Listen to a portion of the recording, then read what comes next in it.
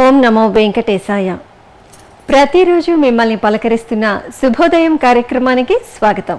నమామి శ్రీ సూర్యనారాయణం నక్షత్రగ్రహ మండలాధిపతిం నమామి శ్రీ సూర్యనారాయణం నక్షత్రగ్రహ మండలాధిపతిం నమామి శ్రీ సూర్యనారాయణం నక్షత్రగ్రహ మండలాధిపతిం నమామి శ్రీ సూర్యనారాయణం నక్షత్రగ్రహ మండలాధిపతిం నమామి శ్రీ సూర్యనారాయణం.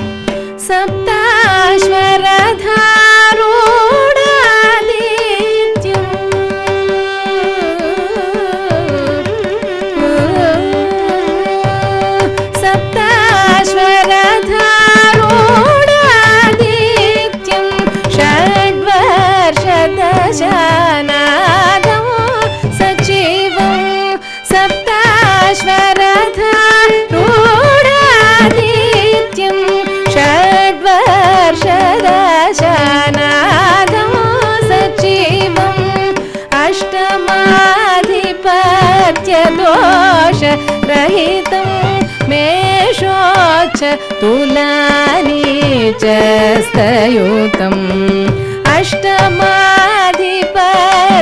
दोष रहितं मेषोच्च तुलानीचस्तयुतं गुरुचन्द्रकुजमित्रं दिनकरम् गुरुचन्द्रकुजमित्रं दिनकरं गुरुगुहादिपूजितं चतुरं गुरुचन्द्रकुजमित्रं दिनकरं गुरुगुहादिपूजितं चतुरं सकलचराचरमित्रं सततं मारुतिप्रियभक्तकृतिसन्नुतं नमामि श्रीसूर्यनारायणं गुरुचन्द्रकुजमित्रं दिनकरं गुरुगुहादिपूजितं चतुरं सकलचराचरमित्रं सततं मारुतिप्रियभक्तकृतिसन्नुतं नमामि श्रीसूर्यनारायणं नक्षत्रग्रह मण्डलाधिपतिं नमामि श्रीसूर्यनारायणम्.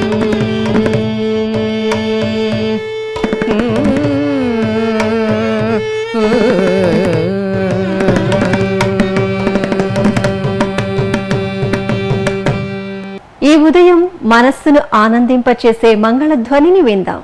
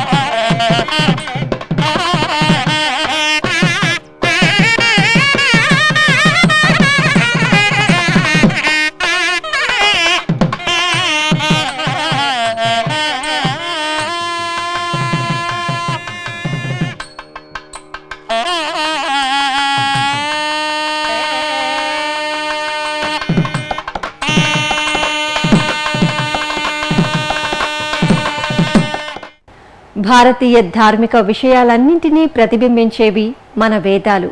వేద పఠనం విందాం, భగవంతుని అనుగ్రహాన్ని పొందుదాం.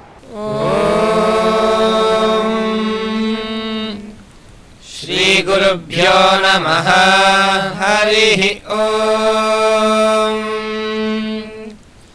గణానాన్త్వా గణపతిం హవామహే కవిం కవీనాముపమశ్రావస్తమం.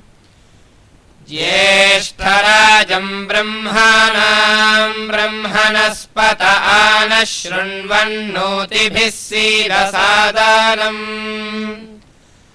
निषुषीदगणपते गणेषु त्वामाहुर्विप्रातमं कवीनाम्. न ऋते त्वक्रियते किञ्चनारे महामर्कं माघवं चित्वमर्चा. प्रणो देवी सरस्वती वाजेभिर्वाजिनीवती. धीनामवित्र्यावतु. वेदवातस्य वर्तनिमुरोर्विश्वस्य बृहतः. वेदाये अध्यासाते. श्रीमहागणाधिपतये नमः. श्रीमहासरस्वत्यै नमः. श्रीवेदपुरुषाय नमः. श्रीगुरुभ्यो नमः. हरिः ओम्. कद्रुद्राय प्रचेतसे मीलुष्टामायतव्यासे. वोचे मशन्तामं हृदे. यथा नो अदितिः करत्पश्वे नृभ्यो यथा गवे. यथा तोकाय रुद्रियम्. यथा नो मित्रो वरुणो यथा रुद्रश्चिकेतति. यथा विश्वे सजोषासः. गाथपातिं मेधपातिं रुद्रञ्जलाशभेषजम् तच्छंयो सुम्नमीमहे यः शुक्र इव सूर्यो हिरण्यमिव लोचते श्रेष्ठो देवानां वसुः शन्नः करत्यर्वाते सुगं मेषाय मेष्ये ऋभ्यो नारिभ्यो गवे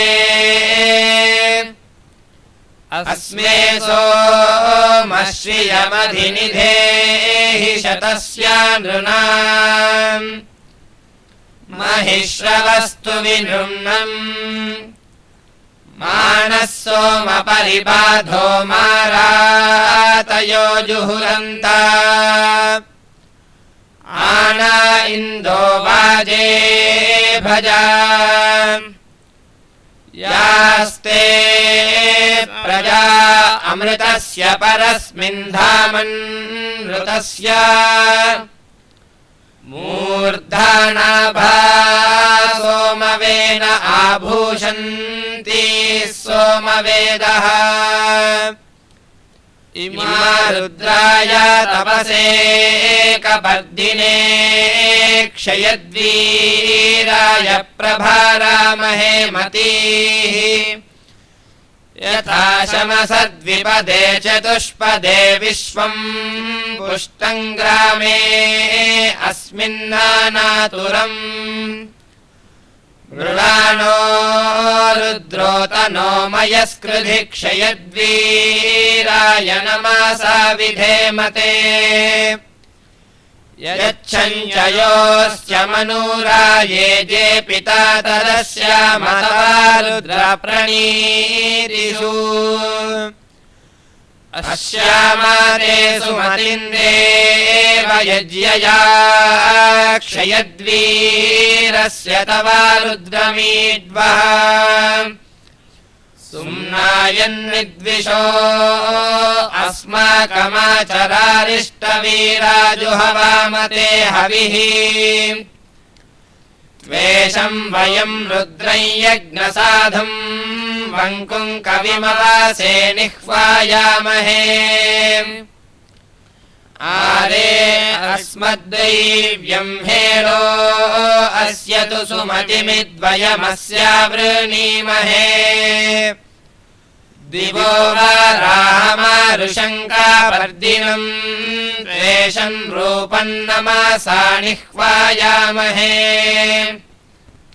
हस्ते बिभ्रद्भेषजा वार्याणि शर्म वर्मच्छर्दिरस्मभ्यंसत् इदम् पित्रे मरुतामुच्यते वचः स्वादो स्वादीयो रुद्राय वर्धानम् स्वाचनो अमृतमर्तभोजानम् पनेतोकायतनायाय मृळा मानो महान्तमुतमानो अर्भकम् मानवुक्षन्तमुतमानावुक्षितम् मानो वधीः पितरम् मोतमातरम् मानः प्रियास्तन्वो रुद्रवीरिषः मानस्तोकेतनाये माना आयौ मानो गोषु मानो अश्वेषु रीरिषः वीरान्मानो रुद्रभामितो वाधीर्हविष्मन्तः सदमिद्वा हवामहे उपाते स्तोमान् पशुपा इवाकारम् रास्वा पितर्मरुताम् सुम्नमस्मे भद्राहिते सुमतिर्मृळयत्तमाथा वयमवैत्ते वृणीमहे आरेते गोघ्नमुत पूरुषघ्नं क्षयद्वीरसुम्नमस्मे ते अस्तु मृळाचानो अधीजब्रूहि देवाधाजनः शर्मा यच्छद्विपरः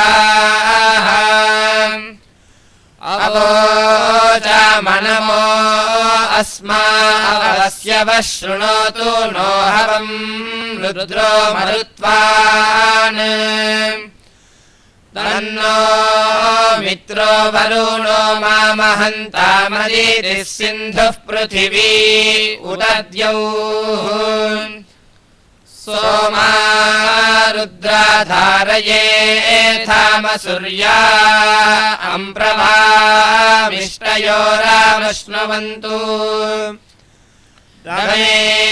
दमे सप्तरत्ना दधानाशन्नो भूतं द्विपदे चतुष्पदे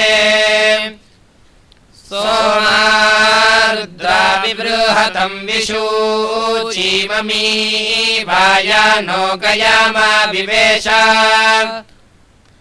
आरे बाधेतान्निर्तिं पराचैरस्मे भद्रासौ श्रवसानि सन्तु सोमा रुद्रा युवमेतान्यस्मे विश्वातनूषु भेषजानि दत्तम् अवस्यतं मुञ्चतं यन्नो अस्ति तनूषु बद्धं कृतमेनो अस्मत् तिग्मायुधौ तिग्महेति सुषेवौ सोमा रुद्रा विह समृळतन्नः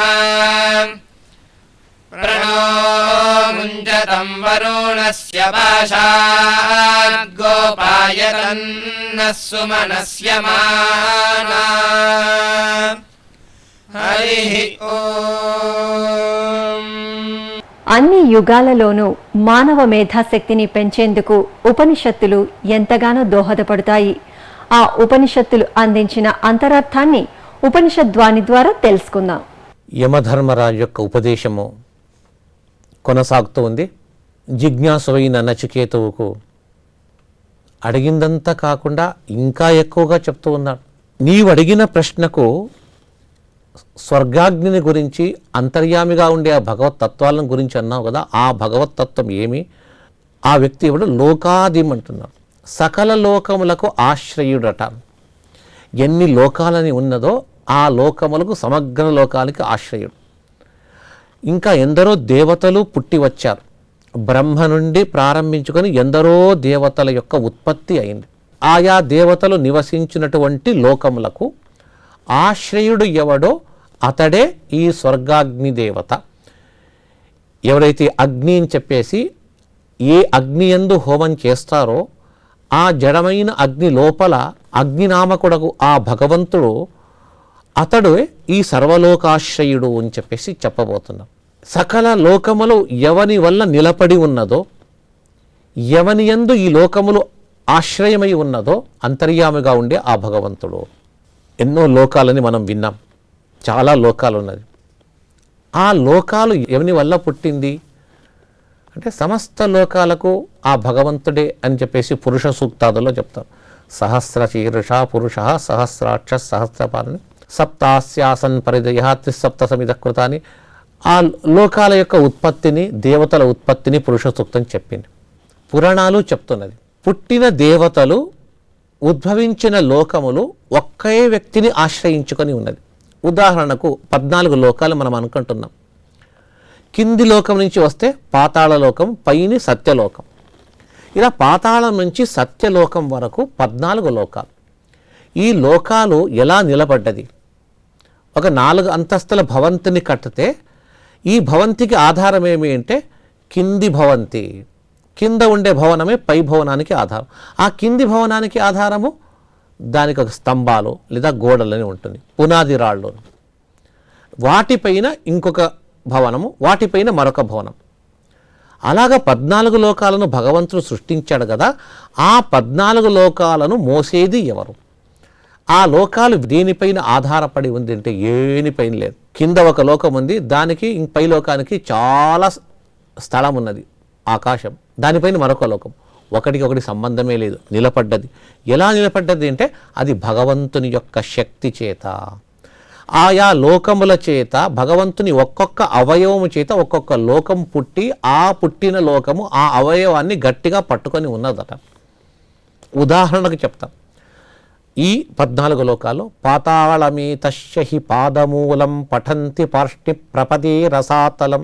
ఈ పాతాళాది లోకాలంతా కూడా భగవంతుని ఒక్కొక్క అవయవాన్ని పట్టుకున్నది. భగవంతుని ఆ పరబ్రహ్మ యొక్క పాదముల నుంచి పాతాళం పుట్టింది, పైనటువంటి నుంచి రసాతలము, వితలము, సుతలము, అతలము, మహాతలము, తల నుంచి సత్యలోకం అంట. అంటే ఒక్కొక్క లోకము భగవంతుని ఒక్కొక్క అవయవం నుంచి పుట్టి ఆ అవయవాన్ని గట్టిగా పట్టుకున్నదట. మనకు అగుపించడం లేదు, పాదముల నుంచి పాతాళం పుట్టి ఆ పాతాళం తాను నిలబడాలని చెప్పేసి భగవంతుని పాదాన్ని గట్టిగా పట్టుకున్నదట. అలాగే సత్యలోకం వరకు ఆ సత్యలోకం వచ్చేసి భగవంతుని తలను ఆశ్రయించుకొని ఉన్నది. ఈ విధంగా లోకాదిం సకల లోకములకు ఆశ్రయుడు, ఆశ్రయదాత, సకల లోకములను ఉద్భవింపచేసి వాటిని తన అవయవంలో ఉండే ఒక్కొక్క అవయవం ద్వారా దాన్ని ఆశ్రయించుకొని ఉండమని చెప్పి ఆ లోకాన్ని నిలబెట్టాడు. ఇలాంటి వ్యక్తియే నీవు, ఈ వ్యక్తిని గురించి నీవు అడుగుతూ ఉన్నావు నచికేత, నేను చెప్తూ ఉన్నాను అని చెప్పేసి. అతడే అగ్నినామకుడు. తర్వాత చెప్తున్నాడు, ఇంతే కాదు, యా ఇష్టికాహ యావతీర్వా యథావాహ. యజ్ఞం చేసేటప్పుడు ఇటుకలు చాలా అవసరం. యజ్ఞకుండాన్ని నిర్మిస్తాం, ఎన్ని ఇటుకలు పెట్టాలా. అంతేకాదు ఆ ఇటుకల లోపల భగవంతుడే వచ్చి కొన్ని తన యొక్క స్వరూపముతో నిలబడతాడు. ఇటుకల యొక్క సమూహము, అక్కడుండే భగవద్రూపము, ఇటుకల సంఖ్య, ఇటుకల గాత్రము, దీన్నంతా కూడా తెలుసుకోవాలటను. తెలుసుకొని తర్వాత నీవిక అందులో దాగి ఉన్న పరబ్రహ్మ తత్వాన్ని నీవు తెలుసుకో, ఉపాసన చెయ్యి అని చెప్పేసి అంటున్నారు. యా ఇష్టకాహ అంటున్నారు. ఇష్టకాహ అంటే ఇటుకలు అని చెప్పేసి. ఎన్ని ఇటుకలు, దానికి సంఖ్య చెప్తున్నారు. అంతేకాదు ఆ ఇటుకలలో భగవద్రూపాలు ఉంటుందట. 360 ఆ మహావిష్ణువు యొక్క రూపములు ఆ ఇటుకల్లో ఉంటుందట. అంతేకాకుండా అనేక అభిమాని దేవతలు ఉంటారట. వారందరినీ కూడా మనము గ్రహించి ఎవరెవరు ఉన్నారని చెప్పేసి తెలుసుకొని ఉపాసన చెయ్యాలా. ఇలాంటి ఉపాసన చేత పరబ్రహ్మ సాక్షాత్కారము కలుగుతుంది అని నచికేతుకు యమధర్మరాజు ఈ విషయాన్ని బోధిస్తూ ఉన్నాడు. ఇంకా ఈ యజ్ఞ సంబంధమైన యజ్ఞకుండము, ఇటుకల్లో చాలా తెలుసుకోవాల్సిన విషయాలుంది. తర్వాతి భాగంలో తెలుసుకుంటాను. సంవత్సరంలో ఒక్కో మాసమందు ఒక్కొక్క ప్రయోజనాన్ని భగవంతుడు సమకూర్చాడు. ఇప్పుడు మనం వైశాఖ మాసంలో ఉన్నాం కనుక వైశాఖ మాస వైశిష్టాన్ని తెలుసుకుందాం. లక్ష్మీపదుర్లబ్ధ సమస్తకామ లావణ్య సింధుర్లఘు భావబంధు ఆలింగితోంగే రమయా ప్రకామం శ్రీమాధవో నశుభమాతనోతు.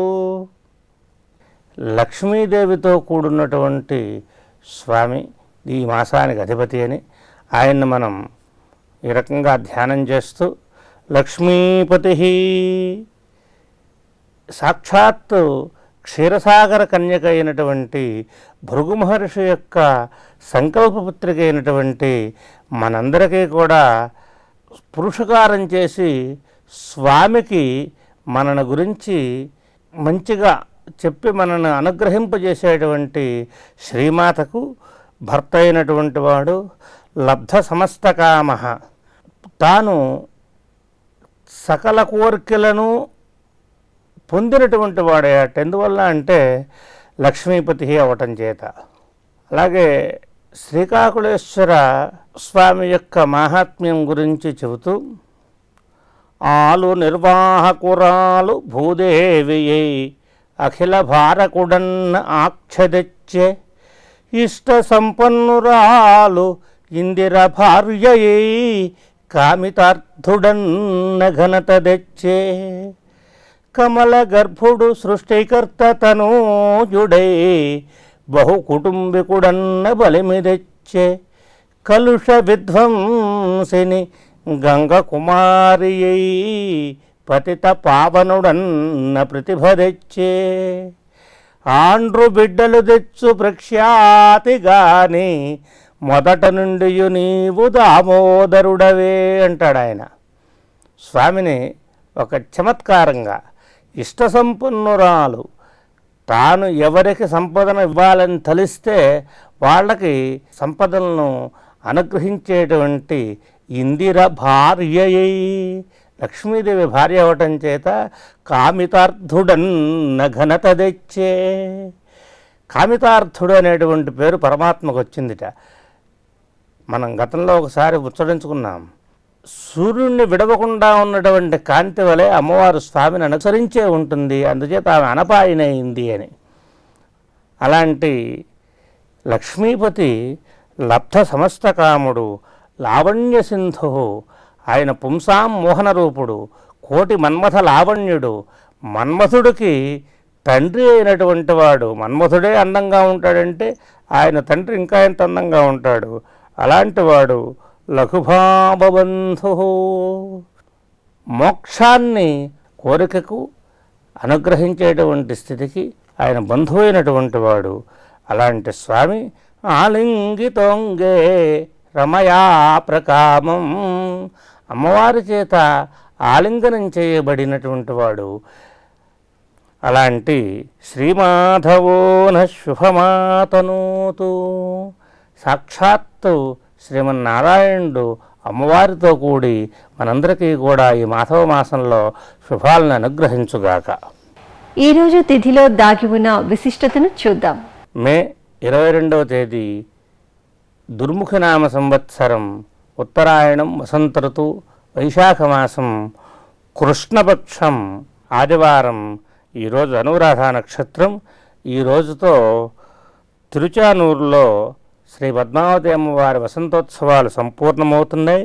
అలాగే శ్రీ గోవిందరాజస్వామి వారి బ్రహ్మోత్సవాల్లో చివరి రోజైన 9వ రోజు. ఈరోజు ఉదయం స్వామివారికి పల్లకి ఉత్సవం, తరువాత స్నపన తిరుమంజనం, చక్రవారి అవభృతోత్సవం జరుగుతాయి. రాత్రికి గోవిందరాజస్వామి వారి ధ్వజ అవరోహణతో గోవిందరాజస్వామి వారి బ్రహ్మోత్సవాలు పూర్తవుతున్నాయి. ఇవి ఈరోజు విశేషాలు. ఓం నమో వెంకటేశాయ. వ్యాస మహర్షి అందించిన పురాణాలలోని ఒక శ్లోకాన్ని విని అందులోని పరమార్థాన్ని గ్రహిద్దాం. ప్రథమం నైమిషారణ్యం చక్రతీర్థం చ మధ్యమం అన్యేషాంచైవ తీర్థానాం నాస్తి సంఖ్యా మహీతలే.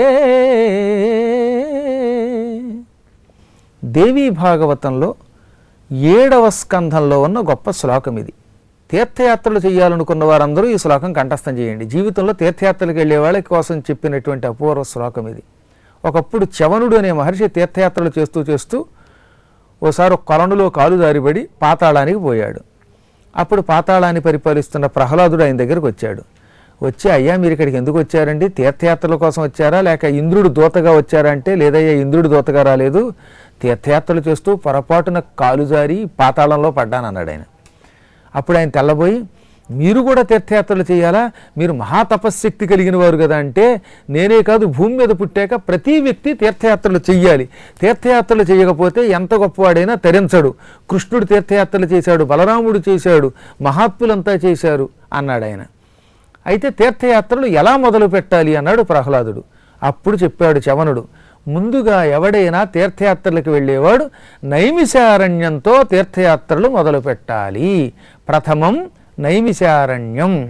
మన ఇష్టం వచ్చినట్టుగా యాత్రలకు వెళితే ఉపయోగం లేదట. ముందుగా ఏ వ్యక్తి అయినా నైమిషారణ్యానికి వెళ్ళాలి. నైమిషారణ్యం అంటే ఇప్పుడు ఉత్తరప్రదేశ్ రాజధాని లక్నోకి ఇంచుమించుగా 100 కిలోమీటర్ల దూరంలో ఉంటుంది. అద్భుతమైన నైమిషారణ్యం అనే వనంలోనే ఈ 18 పురాణాలు జరిగాయి. కాబట్టి ఎవడైనా యాత్ర మొదలు పెడితే ముందు నైమిషారణ్యంతో మొదలు పెట్టాలి. ఇక రెండవది ఏమిటి? చక్రతీర్థంచ మధ్యమం. కాశీలో చక్రతీర్థం అని ఒక తీర్థం ఉన్నది. శ్రీ మహావిష్ణువు మణికర్ణికా ఘట్టం దగ్గర ఒకప్పుడు తపస్సు చేశాడు. ఆ ఆ తపస్సు చేస్తున్నప్పుడు నీళ్లు కావాలి కనుక తన చక్రంతో భూమిని తవ్వాడు. ఆయన చక్రము చేత తవ్వబడిన ఆ భూమి చక్ర తీర్థము అని పేరు తెచ్చుకున్నది. అందులో విష్ణువు తన చెమట నీటిని నింపాడు. ఇప్పటికి కూడా మణికర్ణికా ఘట్టం దగ్గర ఆ చక్ర తీర్థం ఉన్నది. అక్కడ ఆ చక్ర తీర్థాన్ని చూడగానే శివుడు ఆనందపడి ఇలా తల ఊపాడు. అప్పుడు ఆయన కుడి చెవికున్న దుద్దు కర్ణిక అక్కడ పడింది. మణికర్ణిక పడిన ఘట్టం కనుక దానికి మణికర్ణికా ఘట్టం అని పేరు వచ్చింది. అంటే ముందు నైమిశారణ్యం, తర్వాత చక్రతీర్థం. ఈ 2 యాత్రలు అయ్యాక ఇక నీ ఇష్టం లెక్కలేదన్నాడు ఆయన. దానికి క్రమం లేదట. అన్యేషాంచైవ తీర్థానాం నాస్తి సంఖ్య మహీతలే. ఇంకా తక్కిన తీర్థయాత్రలు ఇన్ని అన్ని అని లెక్కలేవు, నీ ఇష్టం. ఈ 2 మాత్రం ఒక క్రమ పద్ధతిలో ముందు నైమిశారణ్యం వెళ్ళి, నైమిశారణ్యం తర్వాత చక్రతీర్థానికి వెళ్ళి, ఇంకా అక్కడి నుంచి గయా, ప్రయాగ మొదలైన అనేక క్షేత్రాలకి వెళ్ళు, తిరుగు. మొత్తం మీద తీర్థయాత్రలు చేస్తేనే ఏ వ్యక్తి అయినా తరిస్తాడు. భూమి మీద పుట్టాక అవతారమూర్తి అయినా తప్పక తీర్థయాత్రలు చేయవలసిందే, ఋషులైనా చేయవలసిందే. తీర్థయాత్రలు చేయని వాడికి మాత్రం ఇహం ఉండదు, పరం ఉండదు అని ఈ శ్లోకం చెబుతున్నది. కాబట్టి భక్తులందరూ ఈ శ్లోకాన్ని కంఠస్థం చేసుకుని నైమిశారణ్యంతో యాత్ర మొదలుపెట్టి చక్రతీర్థాన్ని చూచి, తక్కిన తీర్థయాత్రలు చూచి పరమాత్మ కృపకి పాత్రులు అవ్వండి. మరొక్కసారి శ్లోకం చెప్పుకుందాం. ప్రథమం నైమిశారణ్యం చక్రతీర్థంచ మధ్యమం అన్యేషాంచైవ తీర్థానాం నాస్తి సంఖ్యా మహీతలే. వసంత ఋతువులో 2వ మాసమైన వైశాఖ మాసం మాధవునికి ఎంతో ప్రీతికరం కనుక ఆ మాధవుని వైభవాన్ని కొంత తెలుసుకుందాం. నారాయణం నమస్కృత్య నరం చైవ నరోత్తమం దేవీం సరస్వతీం వ్యాసం తతో జయముదీరయేత్. ఎప్పుడైతే అంబరీషు మహర్షి ఒక దివ్యమైనటువంటి భక్తిభావంతో నారదుణ్ణి ప్రశ్నించాడో, నారదుడు దేవర్షి చక్కగా అంబరీషుడనేటువంటి ఋషికల్పునికి వైశాఖ మాస మహాత్మ్యంలో భాగంగా శివదేవుని యొక్క కళ్యాణ గాథను వివరిస్తూ ఉన్నాడు. ఓ అంబరీష చక్రవర్తి, నీవు రాజ్యంలో ఉన్నప్పటికీ కూడా రాజ్యభోగాలను నీవు ఏనాడు మనస్సుకు అంటనీయడం లేదు.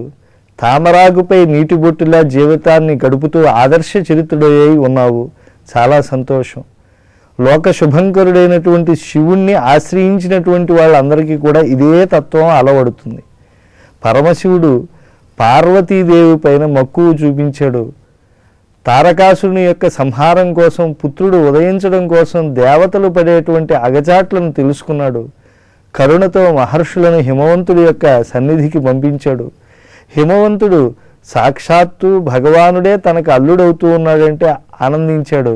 లోకమాత జగన్మాత పార్వతిగా తన గారాల పట్టి అయిందని తెలుసుకుని మహర్షులకు ఉప్పొంగిపోయి నమస్కారం చేశాడు. ఈ విధంగా ఆ కళ్యాణ సంకల్పము ఈరికలెత్తింది. పార్వతీదేవి దగ్గరికి మాయావటు రూపంలో భగవానుడైన శివుడు వెళ్ళి, నీవు శరీరాన్ని కాపాడుకోవటం లేదు, 7 మల్లెల ఎత్తు సుకుమారివైనటువంటి నీవు ఈ విధంగా తపస్సు చేయటం ఎప్పుడూ తప్పు అని చెప్పి ఎవరి కోసం తపస్సు చేస్తున్నావు? ఆయన 3 కళ్ళు ఉండేటువంటి వికృత స్వరూపుడు, ఎప్పుడూ శ్మశానంలో ఉండేటువంటి వాడు. ఏవి ఈ జగత్తులో ఎవరో ఆభరణములుగా ఎంచుకోరో అటువంటి పాములను, కపాలములను మెడ వేసుకునేటువంటి దిగంబరుడు, వికృత స్వరూపుడు. ఒకవేళ గజచర్మధారిగా కూడా కనిపించవచ్చు, కానీ ఆయన అందగాడు కాడే, ఎప్పుడూ కూడా అమంగళకరుడిగా కనిపిస్తాడే.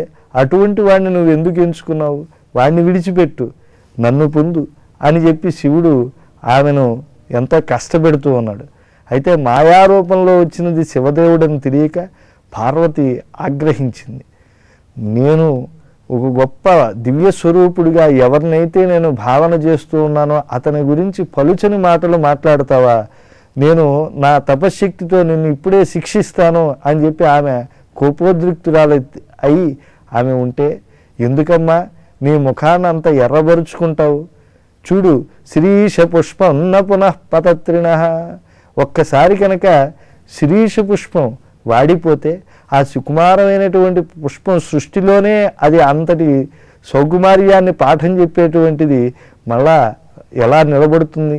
కనుక నీవు సుకుమారమైనటువంటి శిరీష పుష్ప సుమగాత్రివి, నీవు శిరీష పుష్పం వలె దివ్యగాత్రాన్ని కలిగినటువంటి దానివి, నీవు ఇలా ఉండకూడదు అని చెబితే ఆయన బోధలు విన్నటువంటి అవన్నీ కూడా మిథ్యావాదములను తెలుసుకున్నటువంటి పార్వతి కోపంతో ఉన్నటువంటి సమయంలో తన యొక్క నిజరూపాన్ని పరమేశ్వరుడు ప్రదర్శించాడు. ఆవిడ ఎంతో సిగ్గుతో తన తపస్సు ఫలించిందని చెప్పి ఆయన స్వరూపమే తను గొప్ప సాక్షాత్కారంగా తెలుసుకుంటున్నానని చెప్పి ఇంటికి వచ్చింది. కళ్యాణ వాద్యములతో స్వర్గ సౌఖ్యములతో ఆ కళ్యాణం అంతా కూడా కమనీయంగా నిర్వహింపబడింది. సమస్త ప్రమథ గణాలతో పరమశివుడు నృత్యం చేశాడు. కళ్యాణములో అమ్మవారిని చక్కగా దేవతలందరూ పూజిస్తూ ఉంటే, పుష్పవృష్టితో దీవిస్తూ ఉంటే ఆయన తాళి కట్టి తనదిగా చేసుకున్నాడు. ఆ పరమశివుని చేతుల మీదుగా కల్హారమాలను పొందినటువంటి పార్వతి లోకానుగ్రహ కాంక్షతో తారకాసురుడు వంటి రాక్షసులు ఈ లోకంలో దూరమై మళ్ళా మంగళాలను కోరేటువంటి ధర్మాత్ములందరూ దేవతలు ఎప్పుడూ కూడా అభ్యుదయాన్ని పొందాలి అని ఆమె ఆకాంక్షించింది. పరమశివుడంతటి వాడు తమకు అల్లుడిగా లభించడం అనేటువంటి తమ అదృష్టం అని చెప్పి మేనాదేవి హిమవంతులు పొంగిపోయారు. జగమంతా ఆనందంతో వెల్లివిరుస్తోన్నది. అసలు తపస్సు చేసుకుంటూ ఉంటాడు, మరి పార్వతీనాథుడిగా ఆయన లోకంలో ఆరాధింపబడుతున్నాడు, వీరి కనుక సంతానం కలిగితే తనకు కష్టం వస్తుంది అని తెలుసుకున్నటువంటి తారకాసుడు లోకాన్నంతా కూడా బాధిస్తూ ఉన్నాడు. అటువంటి సమయంలో దేవతా ప్రార్థితుడైనటువంటి శివుడు అమ్మవారిని కూడాడు. అయితే ఎప్పుడైతే పార్వతి దగ్గర అవుతూ ఉన్నదో ఆ సమాగమం వల్ల ఆమె గర్భధారణం చేస్తూ ఉన్న ద్వితీయ సమాగమం వల్ల ఆ గర్భము జారిపోతూ ఉన్నది.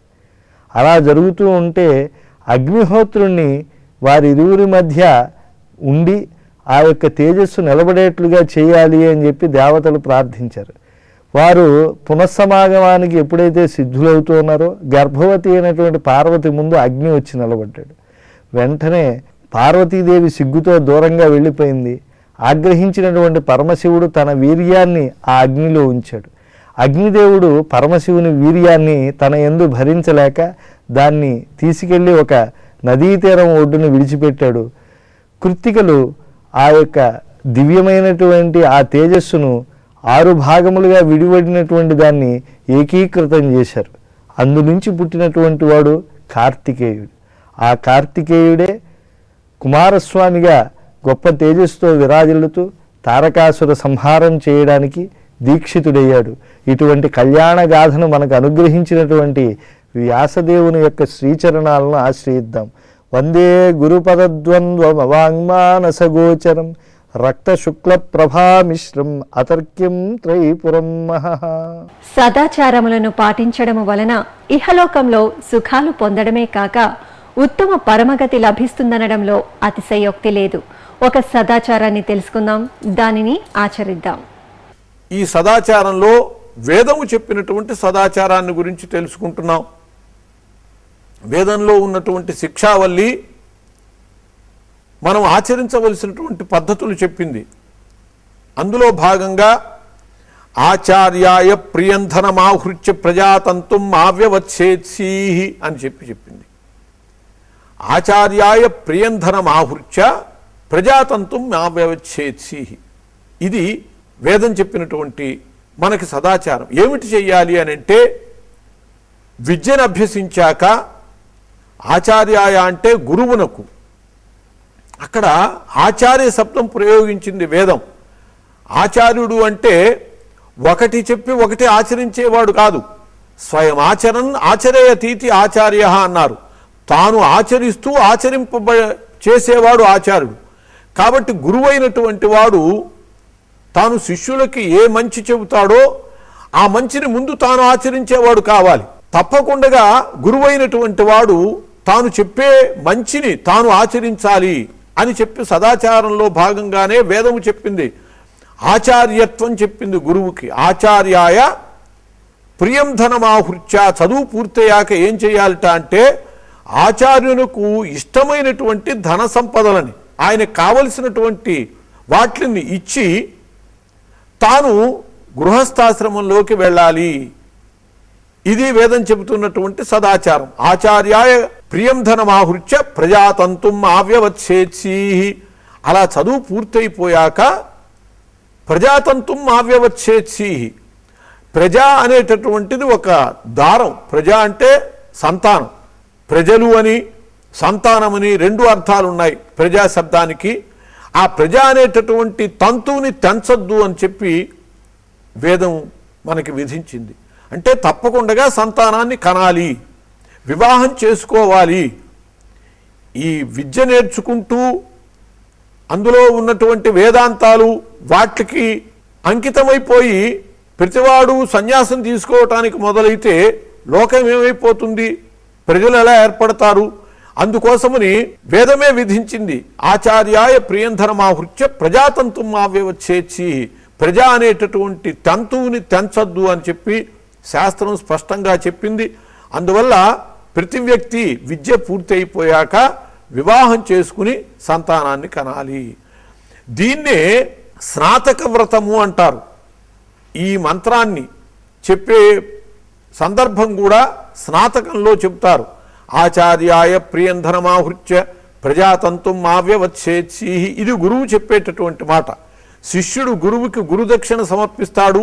విద్య అయిపోయాక తప్పకుండా గురుదక్షిణ సమర్పించాలి. ఇది వేదం విధించినటువంటి సదాచారం. అందువల్లనే ఆచార్యాయ ప్రియంధనమాహృత్య. అది కూడా యజ్జదిష్టతమం లోకే గురవే తన్నివేదయేత్ అని శాస్త్రం చెప్పింది. గురువు గారికి లోకంలో ఏది ఇష్టమో దాన్ని సమర్పించుకోమని చెప్పింది. ఏదో నా దగ్గర ఇది ఉన్నది కాబట్టి ఇది ఇస్తున్నాను పుచ్చుకోండి అని అంటం కాదు. ఆయనకి ఇష్టమైనటువంటిది తెలుసుకుని దాన్ని సమర్పించటం వల్ల నిజమైనటువంటి స్వాధ్యాయాన్ని పూర్తి చేసినటువంటి ఫలితాన్ని పొందుతారు అని చెప్పి దీన్ని స్నాతక వ్రతంలో వివాహానికి ముందు స్నాతకము అని చెప్పి చేస్తారు. ఆ స్నాతక వ్రతం తర్వాత వివాహం జరుగుతుంది. ఈ స్నాతక వ్రత సందర్భంలోనే గురు పూజ చేయటం అనేటటువంటిది ఉంటుంది. స్నాతకము అనేటటువంటి దాన్ని విద్య పూర్తయిపోయే తర్వాత చేసేదాన్ని కాబట్టే విశ్వవిద్యాలయాల్లో కూడా స్నాతకోత్సవము అని చెప్పి చేస్తూ ఉంటారు. కాన్వకేషన్ అంటారు ఇంగ్లీష్లో. ఇవాళ కాన్వకేషన్ అని చెప్పేటటువంటి దాన్నే స్నాతకోత్సవము అని చెప్పి అంటారు. ఆ స్నాతకోత్సవం అనేది విద్య పూర్తి కాగానే చేసేది. ఇప్పుడు సర్టిఫికెట్లు ఇచ్చేది కూడా విద్య పూర్తి కాగానే చేస్తారు కాబట్టి కాన్వకేషన్స్ ప్రతి సంవత్సరము రిజల్ట్స్ వచ్చాక మళ్ళీ కొత్త సంవత్సరం ఆరంభంలో అందరికీ కూడా ఆ విజయ పత్రాలు సర్టిఫికెట్లు ఇచ్చేటటువంటి కార్యక్రమం జరుగుతుంది. అది కాన్వకేషన్. ఆ సందర్భంలో గురుదక్షిణ సమర్పించాలి. అప్పుడు గురువు గారు చెబుతారు ప్రజాతంతుం ఆవ్యవచ్ఛేత్సి. నాయనా నువ్వు తప్పకుండా వివాహం చేసుకుని ఉత్తమ సంతానాన్ని కలుగు. వివాహం యొక్క లక్ష్యం ఏమిటి అంటే సత్సంతానాన్ని కనటమే. ధర్మ ప్రజా సంపత్త్యర్థం స్త్రీ అముద్వహే. స్త్రీని పొందటము, వివాహం చేసుకోవటము దాని యొక్క లక్ష్యం ఏమిటి అంటే ధర్మ ప్రజా సంపత్త్యర్థం. ధర్మ ప్రజని ధర్మబద్ధమైనటువంటి సంతానాన్ని కనటం. అధర్మబద్ధమైనటువంటి సంతానాన్ని కంటే దానివల్ల లోకాలకు అరిష్టం, లోకాలకి చాలా ప్రమాదం. ఇవాళ లోకంలో అనేక రకాల ప్రమాదాలు చూస్తున్నాము, అనేక రకాల అన్యాయాలు ఘోరాలు చూస్తున్నాము. అంటే దానికి కారణము ఇదిగో ఈ ధర్మ ప్రజని కనకపోవటం వల్ల. ఏదో విధంగా సంతానాన్ని కనటం తప్పితే సదాచారాన్ని పాటించి సరైనటువంటి పద్ధతిలో సంతానాన్ని కంటే అది ధర్మ ప్రజ అవుతుంది. రామాయణంలో రాముడు ఉన్నాడు. రాముడిది ధర్మ ప్రజ, ధర్మబద్ధంగా యజ్ఞం చేసి సాధించుకున్న సంతానం. రావణుని తల్లిదండ్రులు సంధ్యా సమయంలో కలిశారు. అది అధర్మబద్ధమైనటువంటి బ్రాహ్మణ పుట్టి కూడా రాక్షసుడయ్యాడు రావణుడు. కాబట్టి సదాచారము వల్ల ఉత్తమ సంతానాన్ని పొందగలుగుతారు. కాబట్టి ధర్మ ప్రజా సంపత్తి కోసమని స్త్రీయం ఉద్వహే అని ఈ స్నాతకోత్సవము, దాని తర్వాత వివాహము అనేటటువంటి ప్రక్రియల్ని వేదము శాసించి చెప్పింది. సదాచారంలో భాగంగా ప్రతి వ్యక్తి జీవితంలో దాన్ని అనుసరించి ఉత్తమ జీవిగా మనుగడ సాగించాలి అని చెప్పి స్వస్తి. తెలుగులో లలితమైనటువంటి పద్యాలు ఎన్నో ఉన్నాయి. ఏనుగు లక్ష్మణ కవి అనువదించిన భర్తృహరి సుభాషితాలలోని ఒక పద్యం గురించి తెలుసుకుందాం. ఖండితంబయ్యు భూజంబు వెండి మొలచు క్షీణుడయ్యును అభివృద్ధి చెందు సోముడు ఎడదీని విచారించి వడలు దిగిన జనములకు తాపమొందరు సాధుజనులు.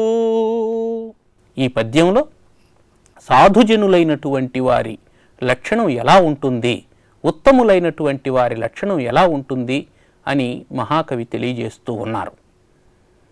దీనికి ఒక ఉదాహరణ కూడా చెప్తున్నారు. ఏమంటే ఖండితంబయ్యు భూజంబు వెండి మొలచు.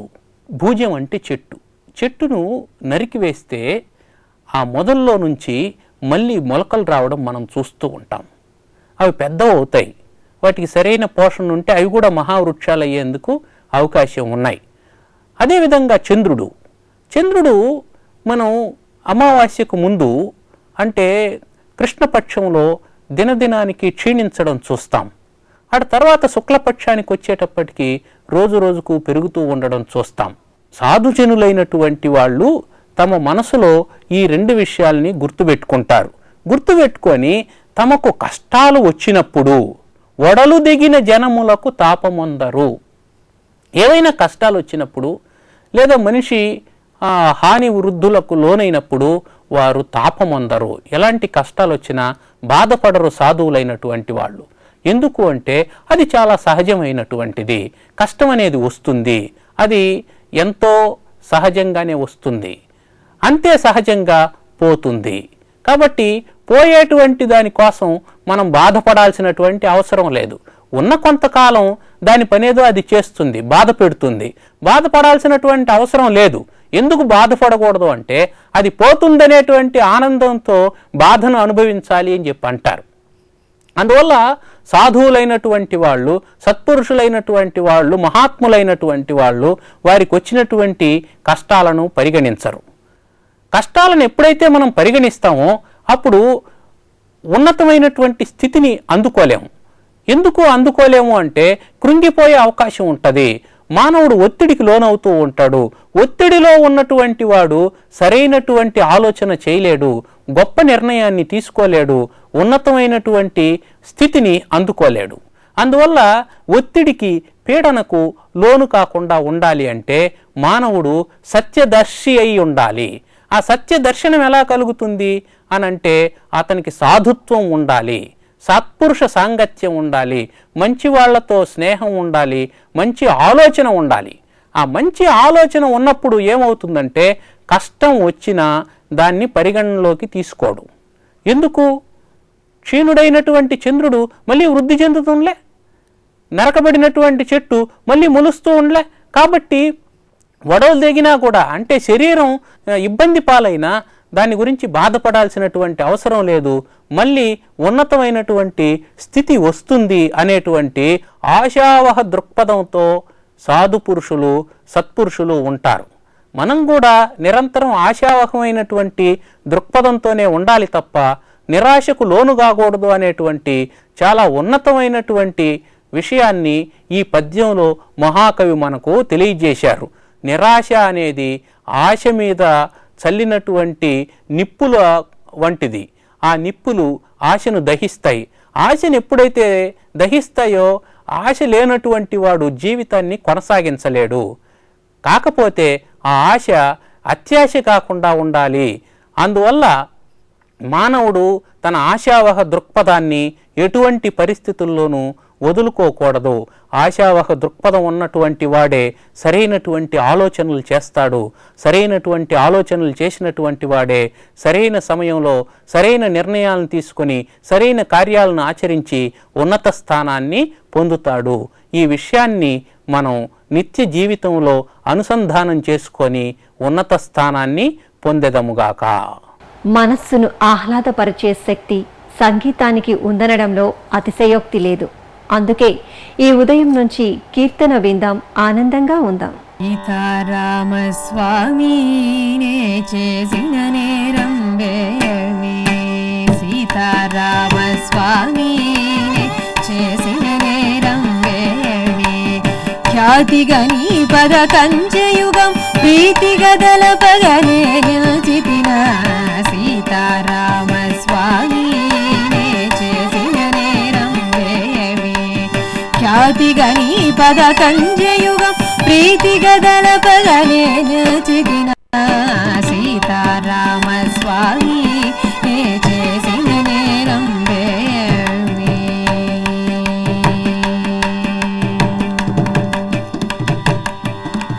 ప్రేమతో నవరత్నంబులు దాపిన హేమ కిరీటం బడిగితిన ప్రేమతో నవరత్నంబులు దాపిన హేమ కిరీటం బడిగితిన కోమల మగుని మెడలో పుష్పపు దామములిమ్మ అడిగితిన ప్రేమతో నవరత్నంబులు దాపి హేమ కిరీటం బడిగితిన కోమల మగుని మెడలో పుష్పపు దామములిమ్మ అడిగితిన సీతారామ స్వామి నే చేసిన నేరం వేమి.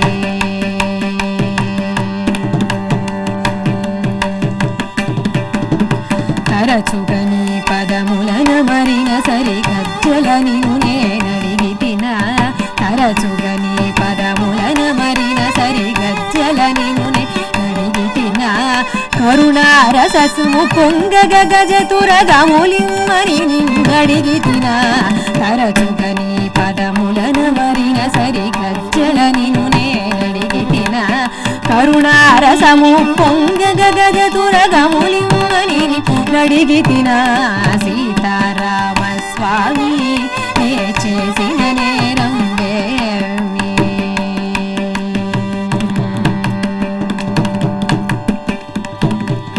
పరమాత్మాని బంగారు శాలువపై గప్పగనే నడిగితిన పరమాత్మ నీ బంగారు శాలువపై గప్పగనే నడిగితిన స్మర సుందర సుర నర సంరక్షణ ధనమిమ్మని నిన్నడిగితిన పరమాత్మ నీ బంగారు శాలువపై గప్పగనే నడిగితిన స్మర సుందర సుర నర సంరక్షణ ధనమిమ్మని నిన్నడిగితిన సీతారామ స్వామి నే చేసిన నేరం వేమి.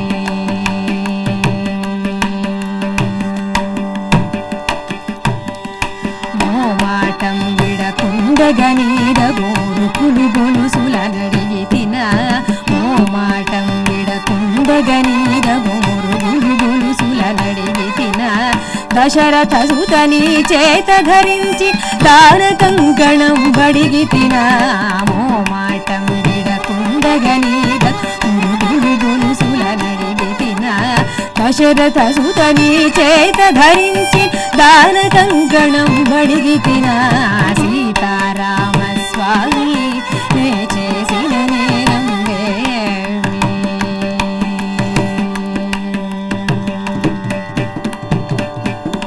ప్రశస్త భద్రాధీశుడవని నిను ప్రభుత్వమిమ్మని అడిగితిన ప్రశస్త భద్రాధీశుడవని నిను ప్రభుత్వమిమ్మని అడిగితిన కమలేక్షణ నిను సేవించుటకై ఘనముగరమ్మని పిలచితి గాని ప్రశస్త భద్రాధీశుడవని నిను ప్రభుత్వమిమ్మని అడిగితిన కమలేక్షణ నిను సేవించుటకై ఘనముగరమ్మని పిలచితి గాని సీతారామ స్వామి నే చేసిన నేరం వేమి.